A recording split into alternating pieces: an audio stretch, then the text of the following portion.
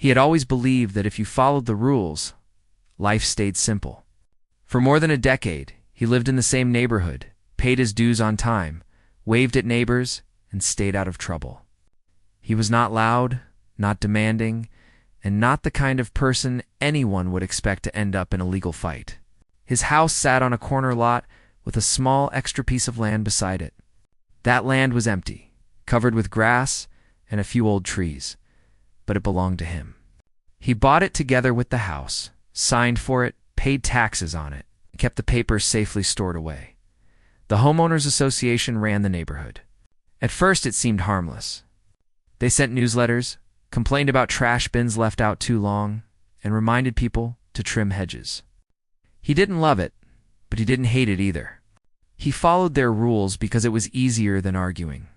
He worked long hours, traveled often, and valued peace when he came home. One spring, his job required him to leave town for several weeks. Nothing unusual. He locked the house, asked a neighbor to collect mail, and left. When he returned, tired and ready to sleep in his own bed, he noticed something strange even before he reached his driveway. There was a large sign near the edge of his extra land. A bright sign with bold letters and a phone number.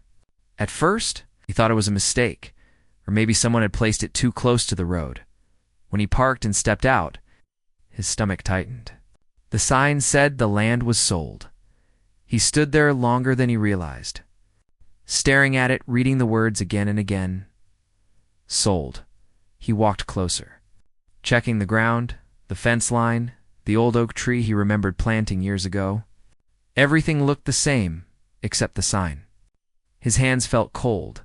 He told himself there had to be an explanation. Maybe someone was trying to sell nearby land. Maybe the sign was wrong. The next morning, trucks arrived. Workers stepped onto the land. They marked the ground with spray paint and measured distances. That was when fear turned into anger. He walked out and asked what they were doing. One of the workers, calm and polite, told him they were preparing the site for development. He said the land had been purchased legally and that permits were already approved. He laughed at first. Not because it was funny, but because it sounded impossible. He told them the land was his. The worker shrugged and said, "That's not what the papers say." That sentence followed him all day. He went straight to the Homeowners Association office. The building was small, plain, and familiar.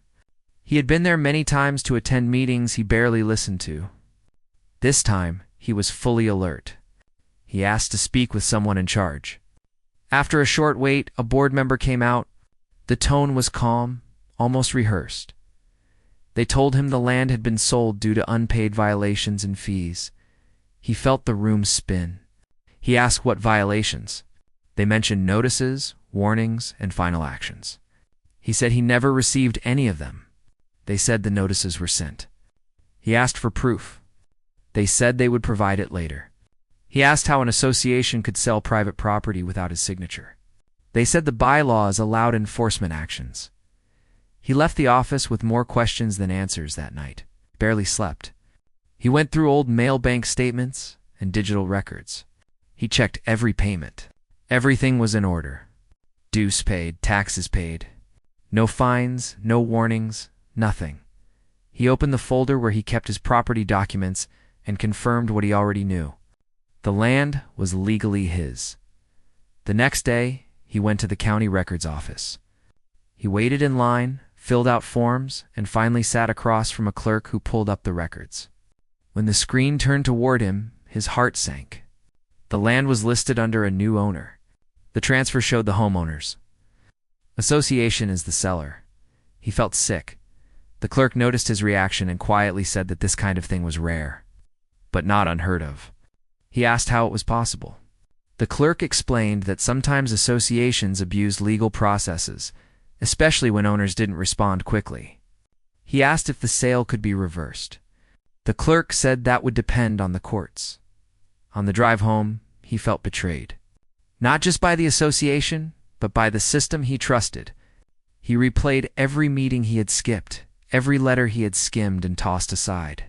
He wondered if he had missed something important. But deep down, he knew this wasn't a simple mistake. Neighbors started asking questions. Some were curious, some concerned, and some avoided eye contact altogether. A few quietly told him they had received strange notices in the past. High fines for small issues, threats of legal action, pressure to comply quickly. One neighbor admitted they paid a fine they didn't believe was fair, just to avoid trouble. That was the first time he realized he wasn't alone. A few days later, a certified letter arrived. It explained, in cold legal language, that the sale was final. It advised him not to interfere with the new owner's plans. It mentioned consequences if he did. He sat at his kitchen table, the letter in front of him, his coffee untouched. Anger surged, but he forced himself to slow down. He knew reacting emotionally would only make things worse. He needed to understand exactly what had happened. He started reading. Not just letters, but laws. State property laws. Association bylaws. Court cases. He spent evenings researching, highlighting sections, making notes. The language was confusing at first, but patterns began to appear. There were rules associations had to follow. Notices had to be delivered in specific ways. Votes had to be recorded. Sales had to meet strict conditions. The more he read, the more uneasy he felt about the association's actions. One detail stood out. According to the law, associations could place liens, but selling property required clear steps and owner notification. He found no record of a court order, no proof of proper notice, no public auction records. Things that should have existed simply didn't. He realized then that this might not be an accident or a misunderstanding. It might be something deliberate.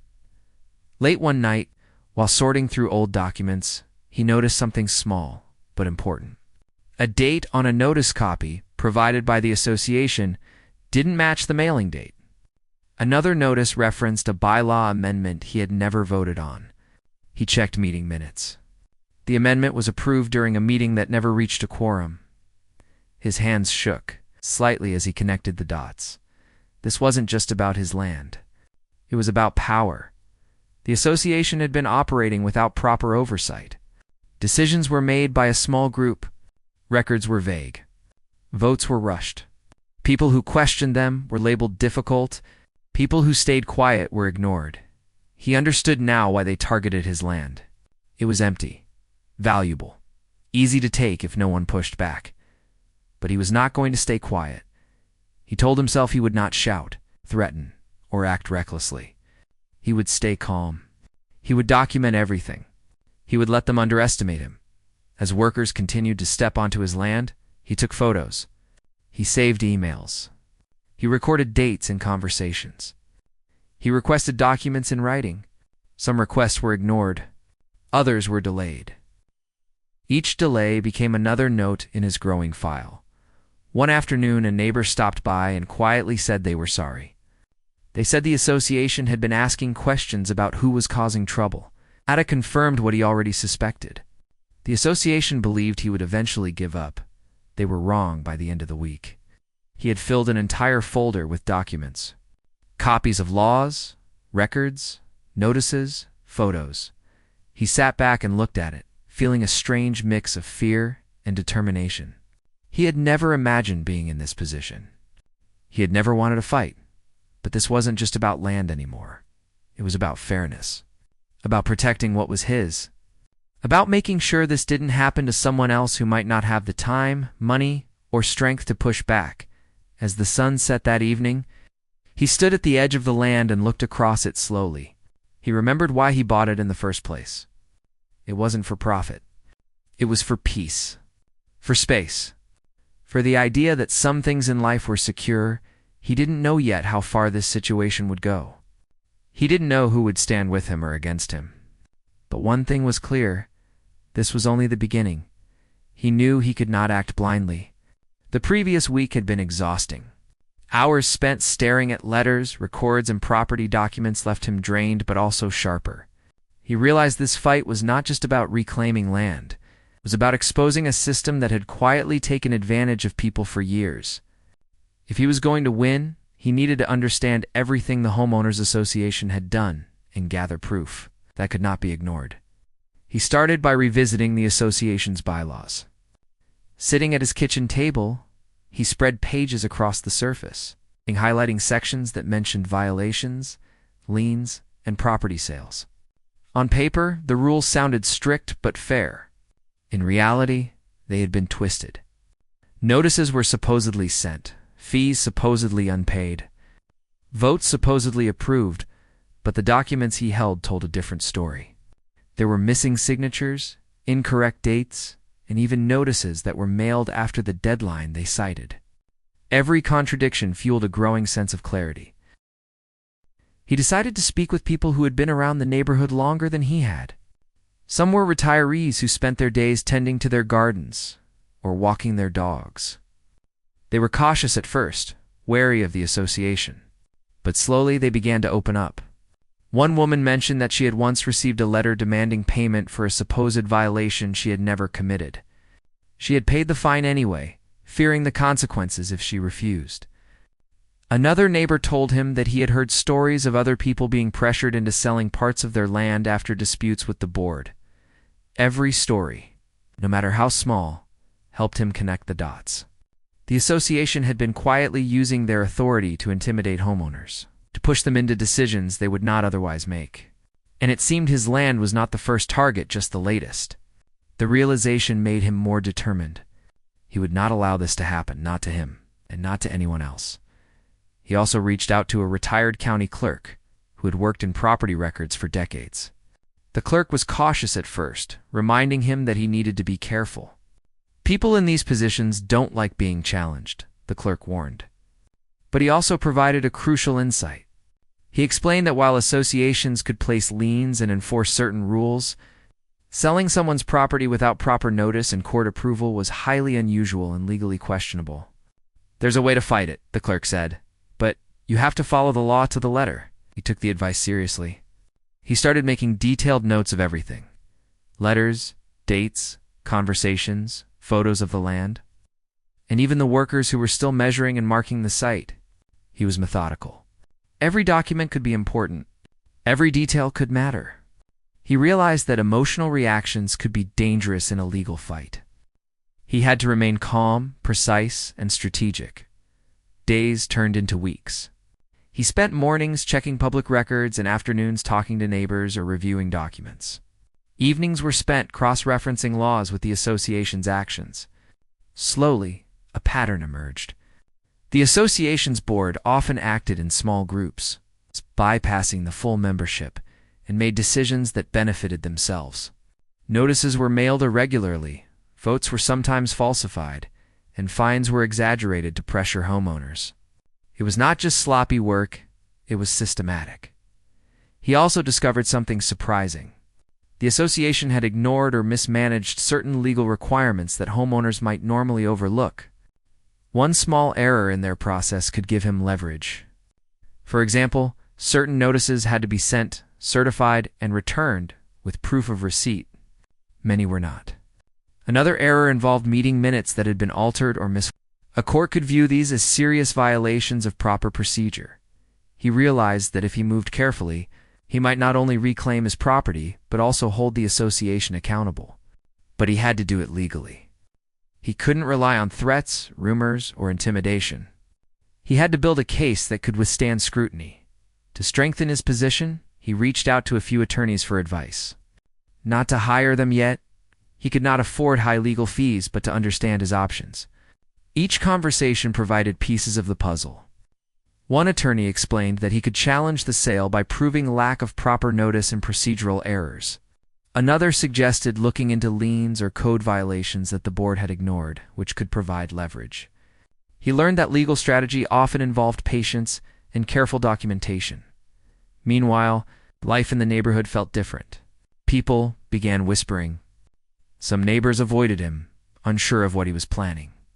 Others quietly offered help or advice. He noticed that a few of the younger homeowners seemed nervous, as if they had witnessed the association's methods firsthand and feared what might happen if they spoke up. He also began attending HOA meetings again. Unlike before, he did not sit quietly at the back.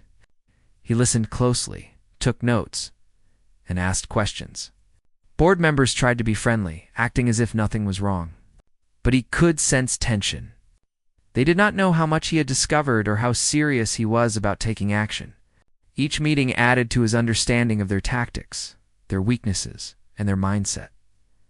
One evening, he received an unexpected call from a neighbor he barely knew. The man was hesitant, speaking in low tones as if afraid of being overheard. He mentioned seeing other properties that had been quietly handled in ways similar to what happened to him. "They think people won't notice," the neighbor said. "But someone always does." This conversation reinforced the idea that he was not just fighting for himself. There were others who had been victimized, but remained silent. As he pieced together more evidence, he started creating a plan. Not a hasty reactive plan, but a careful step-by-step strategy. He would gather all documents, verify every date, cross-check every signature. Then he would identify the legal loopholes the board had ignored or violated. Only after that could he make his move. He also took time to reflect on what motivated him. At first it was shock and anger. Then it became determination and responsibility. He wanted to prove that unfair actions would not go unchallenged. He wanted to show that patience, knowledge, and persistence could overcome power misused. And he wanted to protect the community from further abuse. During this period, he learned another valuable lesson. He had to remain calm in front of the board. Any sign of anger or rash action could be twisted against him. So he practiced restraint. Even when confronted by workers on his land, he spoke politely, took photos, and recorded the events quietly. Every action was deliberate, every response measured. One afternoon, as he walked along the boundary of his land, he noticed small details that had escaped him before. A fence post was slightly crooked. The old tree near the center had markings, and there were tire tracks from machinery. These were small things, but they helped him reconstruct what had happened in his absence. He began writing a detailed timeline, noting every suspicious activity, every interaction with the association, every irregularity in records. By now, he had become deeply familiar with not only the law, but also the human side of the situation. He understood that fear, pride, and secrecy drove the board's decisions. He also recognized that ordinary people like him, when armed with knowledge and evidence, could challenge authority. It was empowering and terrifying at the same time, as part 2 of his journey unfolded. He realized that this was more than just a fight over property. It was a battle for accountability. It was about showing that even a small, quiet person could stand up to an organization that abused its power. And he was ready to continue, step by careful step, gathering every piece of evidence he would need to turn the tables.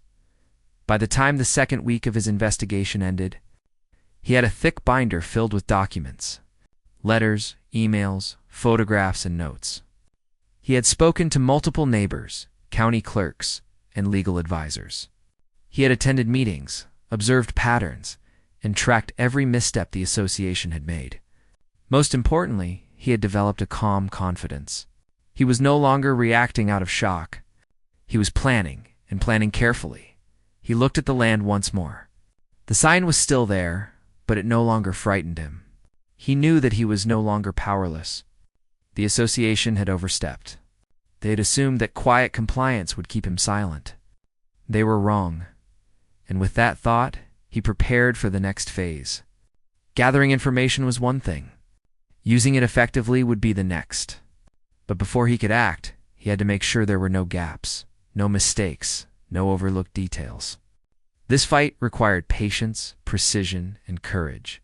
He understood that the battle ahead would test him in ways he had never imagined. But he also knew that he was ready. He went to bed that night feeling a strange mix of exhaustion and determination. The work was just beginning. The documents, the evidence, the neighbors' stories, they were all pieces of a puzzle that would soon reveal the truth. And once it did, there would be no turning back. He had stepped into a world he never wanted to enter, a world of manipulation and quiet abuse. But he had also discovered a power he did not know he had: knowledge, preparation, and patience. He was ready to fight, not recklessly but intelligently, for his land, his rights, and the principle that no one should take what did not belong to them. The storm had only just begun, and he was standing at the edge, ready to face it He had spent weeks collecting every scrap of evidence, every document, and every story from neighbors who had quietly endured the Homeowners Association's pressure.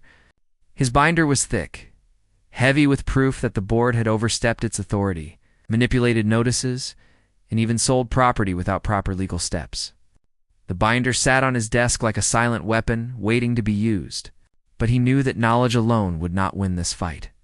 He needed a plan, and he needed precision. He started by reviewing every legal angle carefully. The county clerk had warned him that mistakes, even small ones, could be fatal in court.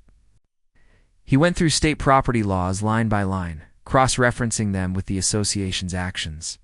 He marked sections that the board had violated, improper notices, missing signatures, amended bylaws without proper votes, and sales conducted without court approval. Each highlighted line was a step closer to regaining what was his. He decided to move quietly, without announcing his intentions. He didn't confront the board publicly, and he didn't spread rumors. Instead, he prepared a formal challenge, documenting every error and every irregularity in a clear legal format. Every date, every letter, every phone call was recorded. The binder became more than proof, it became a timeline, showing how the association's actions were deliberate and systematic.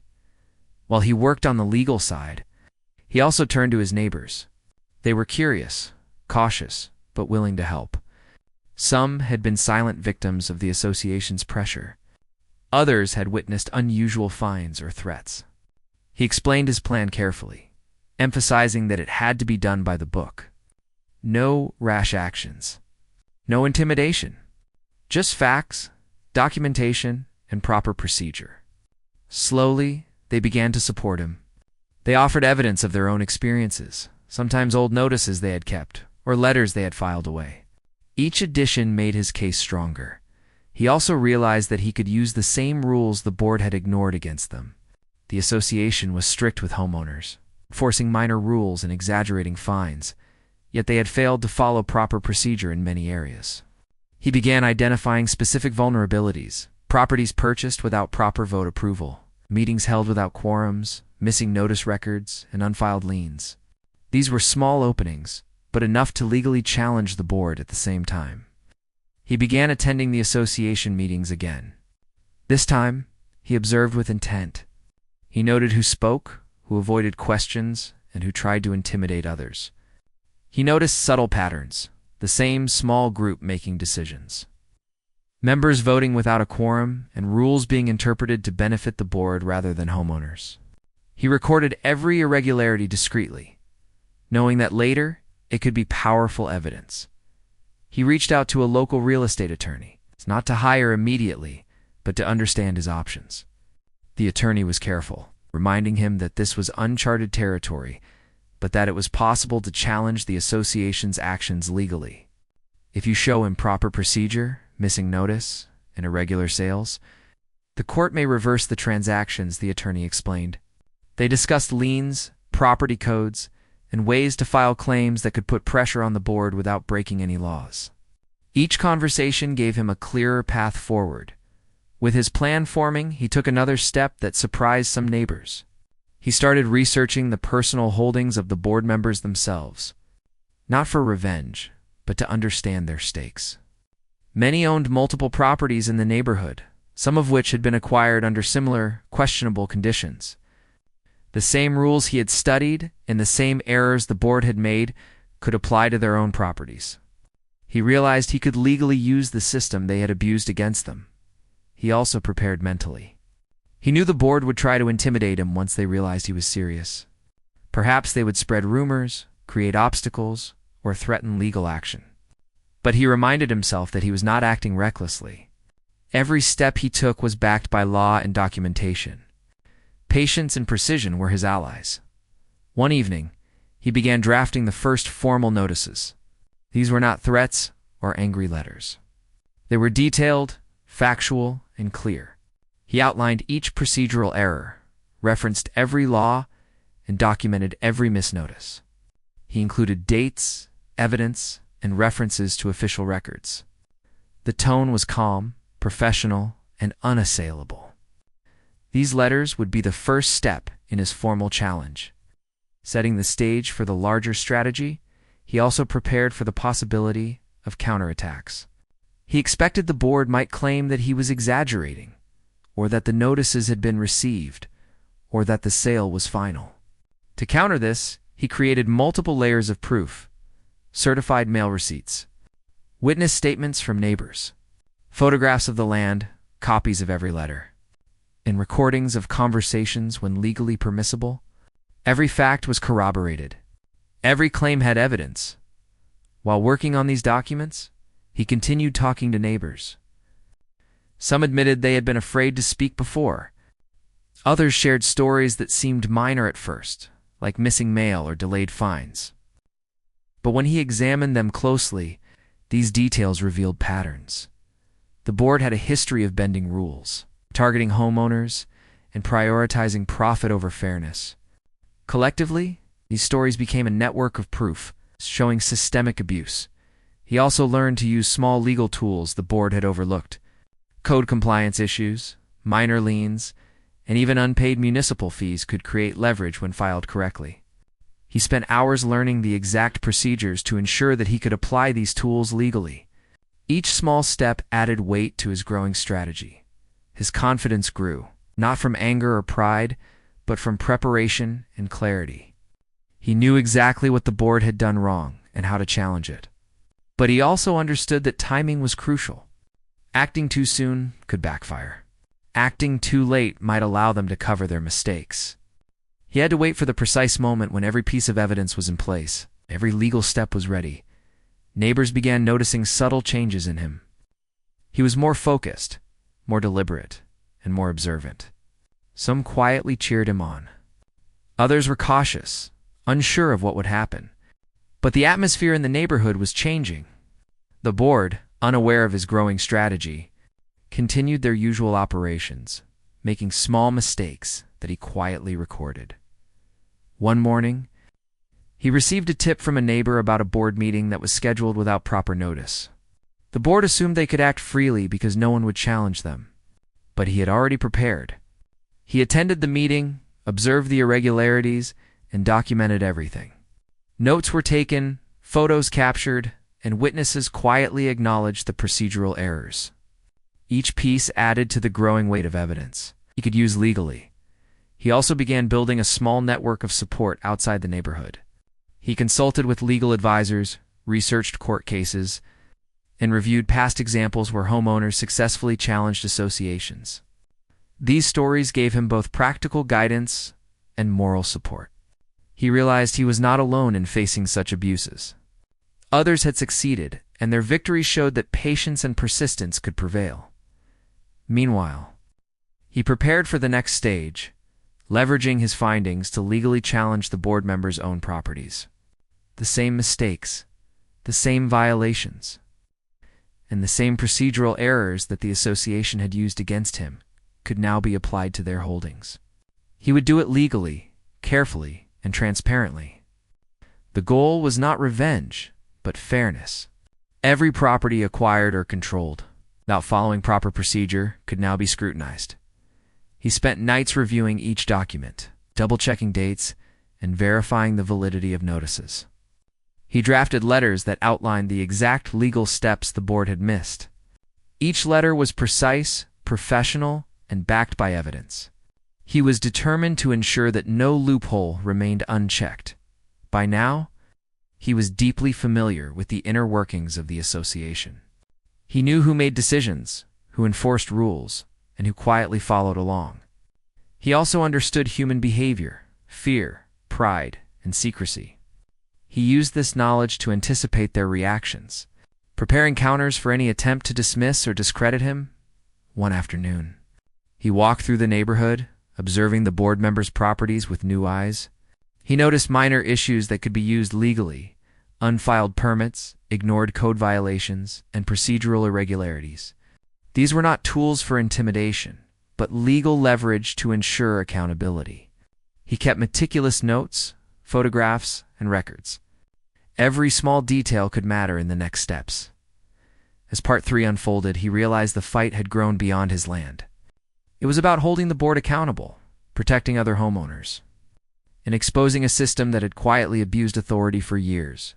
He had transformed from a shocked homeowner into a careful strategist, armed with knowledge, patience, and a growing network of support. He knew the coming months would test him. Legal challenges would require time, focus, and persistence. The board would resist, and some neighbors might waver. But he also knew that careful planning and factual evidence were stronger than fear or intimidation. He had prepared for every foreseeable move, and each step was deliberate. Standing on his land one evening, he looked at the horizon and thought about the journey so far. What had started as shock had grown into determination, then into careful strategy. He had learned to observe, document, and plan. The board had underestimated him, and now he had the upper hand not through anger, but through knowledge, preparation, and patience. The storm was approaching, and he was ready to act, but he would not rush. Every legal step, every documented error, every carefully written notice was part of a bigger plan. He would turn the system they had abused against them, one step at a time, using the law to reclaim not just his property, but justice. He knew that the fight ahead would be challenging, that the board would resist and perhaps even retaliate. But he was calm. Calm because preparation gave him power. Calm because he knew exactly what he had discovered and how to use it. Calm because he understood that in battles like this, patience and precision were far more dangerous than anger or force. And with that thought, he returned inside, sat at his desk, and reviewed his binder once more. Every document, every note, every piece of evidence was a step closer to justice. The board might not realize it yet, but the quiet homeowner they had underestimated was no longer passive. He was ready. This was the moment when the real strategy began, when knowledge became action, and when the long game to turn the tables started to take shape. Every careful step, every observed mistake, every piece of evidence would soon form a chain reaction that the board could not ignore. The fight was far from over, but he was prepared, and for the first time since discovering the sale, he felt a sense of control. Not over them, but over the process. Not through anger, but through careful, deliberate action. He knew the board had assumed compliance, silence, and weakness. They had been wrong. And soon, they would see it. The weeks of preparation and observation had finally reached a turning point. He had collected enough evidence, documented every irregularity, and understood exactly where the Homeowners Association had violated the rules. Now it was time to put the pieces into motion, to use the same legal system they had tried to manipulate against them. He moved cautiously but deliberately, aware that any misstep could backfire. It started quietly. He filed formal challenges and notices to the board, carefully citing the exact procedures they had ignored. Each letter was factual, professional, and precise. There was no anger, no threats, only carefully documented evidence of violations and mistakes. The board members received the notices one by one. At first, they ignored them, assuming that he would tire or that the language was too technical to act upon. But as the letters kept arriving, the mood began to shift. Board members started calling each other in hushed tones. Meetings became tense, with the usual confident faces showing subtle signs of worry. He did not attend every meeting, but he followed the proceedings closely. Notes, minutes, and observer reports confirmed what he suspected. The board was scrambling to figure out what to do next. Their confidence was faltering, and cracks were appearing in the carefully maintained facade of authority they had projected for years. Neighbors noticed the changes too. Some who had been quiet supporters of the board began to whisper, sensing instability. Others, long frustrated by the association's behavior, quietly shared their own experiences with him. Each story reinforced the legal challenges he had filed, providing further evidence of systemic issues and a pattern of abuse. He compiled these accounts, careful to ensure they were factual and verifiable, adding weight to his growing case. Meanwhile, the legal leverage he had identified began to take effect. Certain violations, previously overlooked by the association, now became tools to challenge their authority. He used procedural errors, missing notices, and ignored bylaws to put pressure on the board. They could no longer act with impunity. What they had assumed was compliance and silence was now a carefully documented record that could be used against them. The first tangible result came with a small victory. A notice he had filed concerning procedural irregularities forced the board to pause the sale of one property. It was not a complete win, but it sent a clear message. Their mistakes were now actionable, and he was willing to pursue them. Board members began meeting in private, trying to strategize how to counteract his moves, while every attempt seemed to reveal more gaps in their processes. He remained calm throughout. He did not gloat, he did not taunt, and he did not rush. Instead, he focused on building an airtight legal framework that could withstand scrutiny.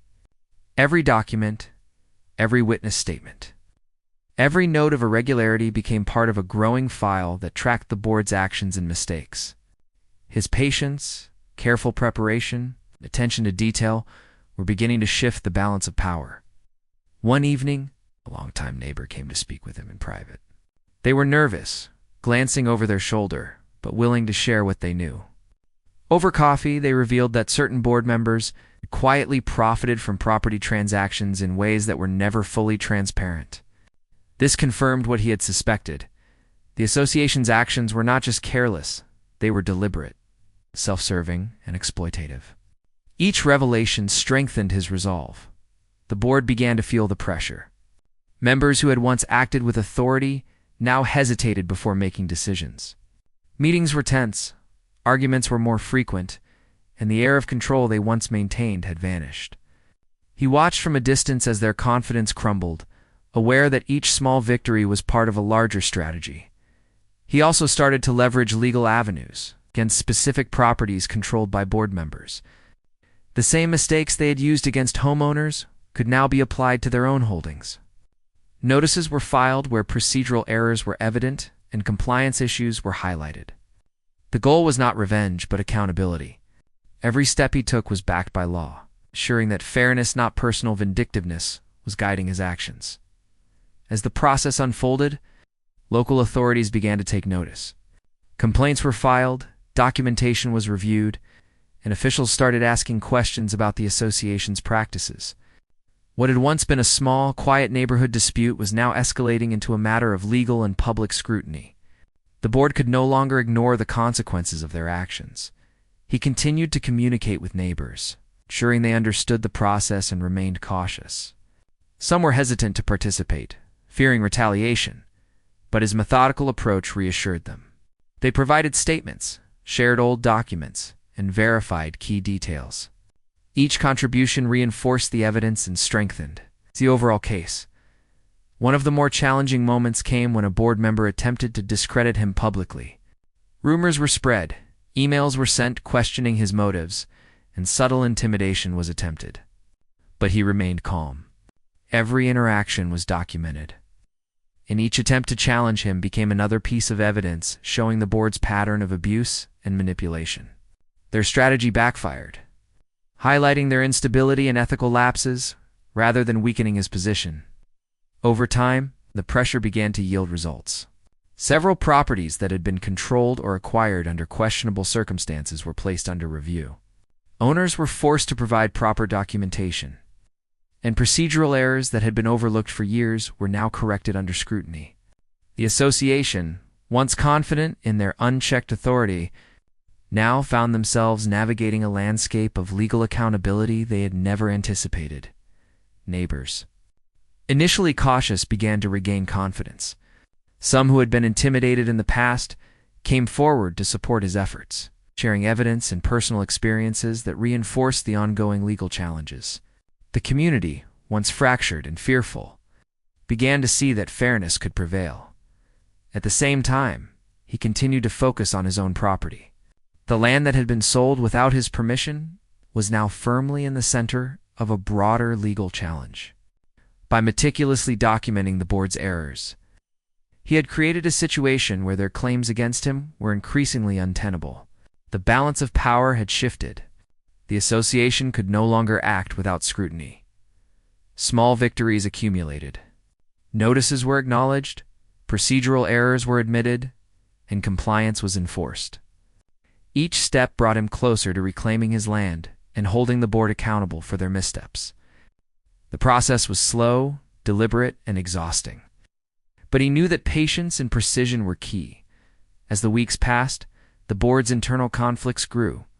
Members who had previously presented a united front began to argue over responsibilities, financial records, and previous decisions. Long-standing rivalries surfaced, and the cracks in their authority widened. He watched quietly, understanding that time and legal pressure were more powerful than confrontation or anger. One evening, after another long day of reviewing documents and communicating with neighbors, he sat on his porch and looked across his land. The sign that had once signaled the theft of his property was still there, but it no longer intimidated him. It had become a symbol of what was at stake, and a reminder of the meticulous work he had done to prepare for this moment. He realized that the battle had grown beyond himself. It was no longer just about one property or one homeowner. It had become about accountability, fairness, and the principle that authority cannot be abused without consequence. The neighborhood, once quietly suffering under the board's control, was beginning to see the potential for change.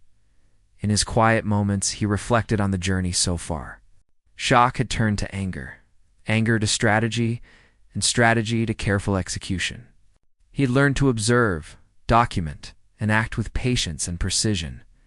The board had assumed silence, compliance, and weakness, but he had demonstrated that preparation and knowledge were far more powerful. He continued to build his case, attending meetings, filing notices, and coordinating with neighbors and legal advisors. Every action was deliberate, every decision calculated, and every document verified. The momentum was shifting, and the board could no longer operate without scrutiny.